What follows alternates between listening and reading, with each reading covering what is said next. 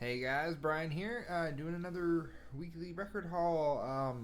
Sorry, this video is a day late. I usually do them on Sundays, but I actually recorded one last night and the audio didn't record. So it was just 16 minutes of me just going, and you couldn't hear anything. So rather than just try to do a voiceover, I'm just going to try to redo the whole thing. So, got a lot of records this week, got them all in the mail, blah blah blah. Only got one freebie.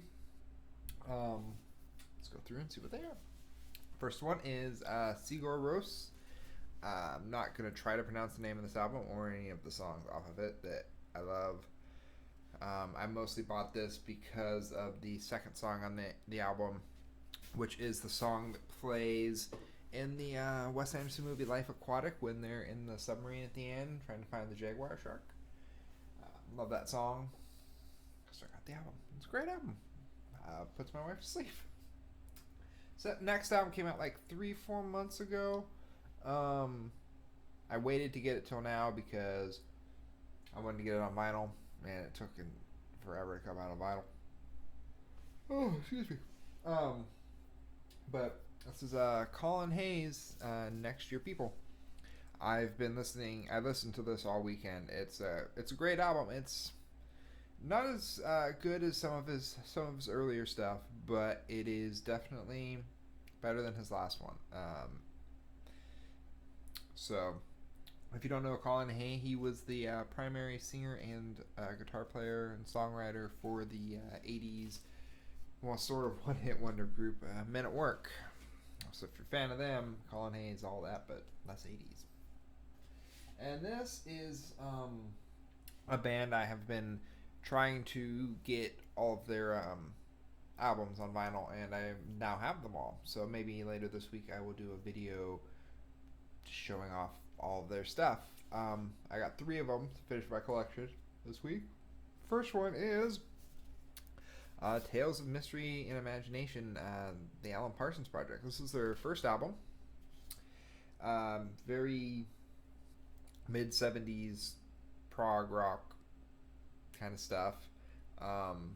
This whole album, all the songs are based off of Edgar Allan Poe stories. It's not as good as some of the later stuff, but it's still a classic. Ooh. Thunderstorm. That's always exciting and fun, isn't it? Alright, next we've got, you saw in my video last week, someone sent me a bunch of free Elvis stuff. I was like, man, I always need more Elvis stuff. I didn't have any Elvis stuff, so I bought a bunch of Elvis stuff. First up, we got a legendary magic of Elvis Presley. Elvis compilation, all the hits. There's not a lot to say about these Elvis compilations. They pretty much just have the same kind of group of songs, just on a ton of different albums. This one, though, is an actual album, I believe. Oh, Separate Ways. As you can see, someone wrote April 1983 on there. This came out in 1972, so. Mm-hmm. But I believe this is just an actual an album of his. I'm looking at the back here. Yeah. Not really. Besides Separate Ways, there's not really any big Elvis hits on this album. But actually, it says there's a little annotation there that says this is an Elvis hit single. What are the Elvis hit singles? Always on My Mind.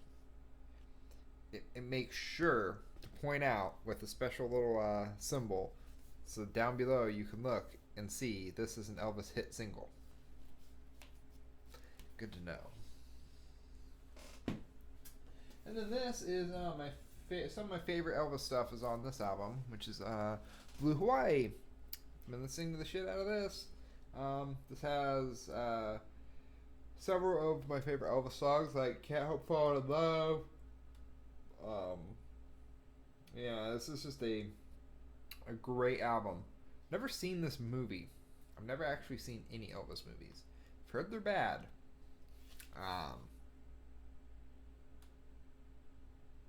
Should Probably do that at some time. But yeah, Blue Hawaii. If you're going to get an Elvis album, that's the one I recommend. Next up, we have another movie soundtrack. Sgt. Pepper's Lonely Hearts Club Band, the movie soundtrack. If you've never heard of this, in the late 70s, looks like 1978, they came out with a movie based on the Beatles album, Sgt. Pepper's Lonely Hearts Club Band. Except for this was Peter Frampton and the Bee Gees. The movie, it's one of those so bad it's good kind of things. And I like the soundtrack a lot. So this is the soundtrack to that. So you get to hear, if you ever wanted to hear, like, Oh Darling by Robin Gibb, or Fixing a Hole by George Burns. Who does For the Benefit of Mr. Kite? George Burns. Again. So, if you like the Beatles at all, I recommend watching that movie. Actually, I recommend watching that movie for everybody. It's a masterpiece of what the hell am I watching. Next we've got the Dave Clark 5, A Weekend in London. No real reason I got this besides that I didn't have anything by the Dave Clark 5, so that's about all I got to say about that one. Sorry I'm yawning so much. It's been a long day at work. Alright, next I've got the Box Tops Super Hits. Whew. Oh yeah, look at that. Gold color.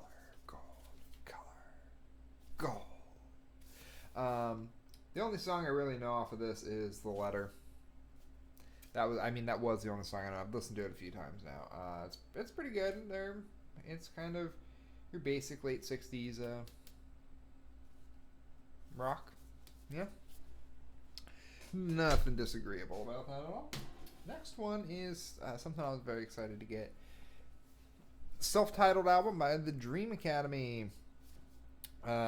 Most notably, they did the song Life in a Northern Town, which is on this album. So I'm very happy to have this. I'd only known that song, Life in a Northern Town, but after listening to this whole thing a few times, big fan of it. So, just hiding my yawns behind the record now. See, it's smart. The only sad thing about this for me is that I ordered the Return to Innocence single by Enigma, but the guy couldn't find it, so I looked through the other stuff that he had, and I got him to give me this instead. Which this and that song, that single, both go towards this kind of new thing I'm trying to get, which is I'm trying to get everything that was on the Pure Moods compilation album from like the mid-90s. They used to have infomercials for it with like a horse running through the water and shit. I love that compilation. That was still one of my most listened to records ever. So I'm trying to, now that I'm into vinyl collecting and stuff, I'm trying to get everything that was on that, which as my last week's video, I have Breezin' by George Benson. That was on that. And then I've got this now is 2, and I have Fire Walk With Me, St. Elmo's Fire thing. So that's 3 of them.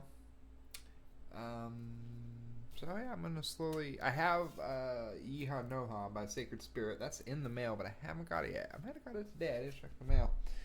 But so that'll be in next week's video, most likely. Next, I have a couple albums by what I would consider probably the best band of the time period. Creedence Clearwater Revival. We got Green River. Most notable song off of this is probably Bad Moon Rising. My favorite Creedence song is Lodi, and that's on this album as well. This is just overall, every Creedence album is a classic. They're one of those bands that doesn't have a bad song. All of their albums, this is probably the best one. For me, anyway. It's got Wrote a Song for Everyone, Green River, Tombstone Shadow, Lodi, Bad Moon Rising, Nighttime is the Rightness. You cannot go wrong with this album. And then also by Creedence Clearwater Revival, we've got Willie and the Poor Boys. This copy is Seen Better Days. It was like a quarter, and the vinyl plays perfect. So, big hit off of this one is probably Fortunate Son. Yeah, well, it is Fortunate Son. Who am I kidding there? Again, just another completely classic album. I mean, both of those albums, if you turn on any classic rock station and listen to it for a half hour, you're probably going to hear a song off of one of those albums. This one, not so much. This is their last album, Pendulum. It's still a great album, but it's definitely their worst. Only Melina was probably the only hit off of this. Maybe Hey Tonight. By this point, the band was kind of falling out of popularity. Not a lot of hits off of that, but it's still a great album, and everyone should listen to it all the time. All right, I'm gonna hit like halfway through the stack, but a lot of the stuff I don't have a lot to say about, so we'll get through this quick. Already going for like 11 minutes now. All right, next up, James Brown directs and dances with his band, the James Brown Band, performing The Popcorn. Has the song The Popcorn on it. It's James Brown. You can't go wrong with James Brown. Not really any big hits off of that, unless you count The Popcorn as a big hit. It's kind of a minor hit. You hear it sometimes. Next up, I've got On the Air Volume 3 by Glenn Miller. I actually haven't even looked at what's on this yet. We've got Moonlight Serenade's probably the big one. Mostly I got this because a couple months ago, I'm looking through the bargain bins at a record shop in Orlando, and they had volumes 2 and volumes 1. And I was like, I don't have any Glenn Miller. I like Glenn Miller. I'll get these. And then I come to find that it's actually a 3-volume set. And I only had 2 of them. But now I have the 3rd one. Next is my favorite Neil Young album, After the Gold Rush. This has my favorite Neil Young song, After the Gold Rush. Also has some hits like, Southern Man, which inspired, what was that? Sweet Home Alabama by Lynyrd Skynyrd. Arguably a much more popular and famous song than anything that came off of this album. But still, this is one of the another all-time classic album. Next we have Little Richard's Greatest Hits. Tutti Frutti, Keep It Knockin', Slippin' and Slidin', Long Tall Sally, Good Golly Miss Molly. It's the Little Richard's Greatest Hits. What more could you want? Well, you could probably want this thing, which as soon as my wife found out what it was, she was like, why the hell did you bring that in our house? I Want Candy by Bow Wow Wow. If you know that song, you know as much about this as I do at this point.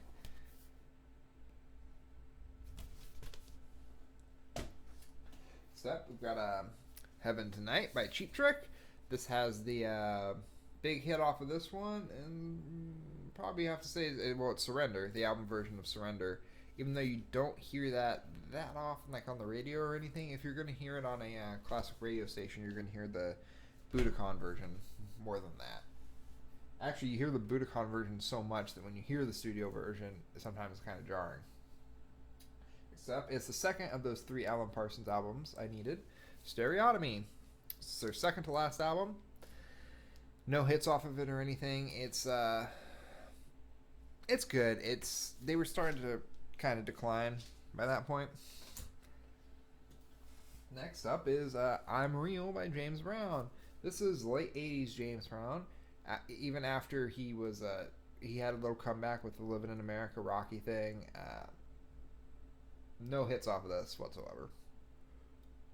But James Brown's always good. James Brown doesn't really, I wouldn't say all of his stuff's like exciting and amazing, but it's all, it's all consistent. Like, you can put on some James Brown and you just listen to some James Brown. It doesn't really matter what it is. Except we have another very classic album, Bridge Over Troubled Water by Simon and Garfunkel. This has, every song on this album's a hit, so. And this is another all-time classic album. Every song's a hit. Not my favorite Simon and Garfunkel album. I prefer Bookends just because Only Living Boy in New York is my favorite Simon and Garfunkel song. Okay, I got a few more. Well, 3 more to be exact. This is the free one I got today. The guy that sent it to me said that he thought I would like it based on the kind of music that I enjoy. So it's Randy Meisner's One More Song. Came out in 1980. I know absolutely nothing about this. Considering I made a video last night where I tried to make this video before and I said I knew nothing about it, I probably could have looked something up and had something to say about it, but I did not. Look at this guy. I'm guessing this is going to be some John Cougar type stuff. I'm just guessing. I'll let you know if I'm wrong about that. Next, I have Before the Flood by Bob Dylan and the Band. Best live album ever. I'll go ahead and say that. Just all the hits done live with the band. This is a great album. It's Bob Dylan is one of those artists that everything he's done is amazing. He doesn't really have any duds. Even his bad albums like Slow Train Coming, Street Legal, they all have like several amazing songs on them. And the last one is the most 80s album cover you will ever see. It is the third and last of these Alan Parsons Project albums I needed to finish my collection. Scotty, their last album.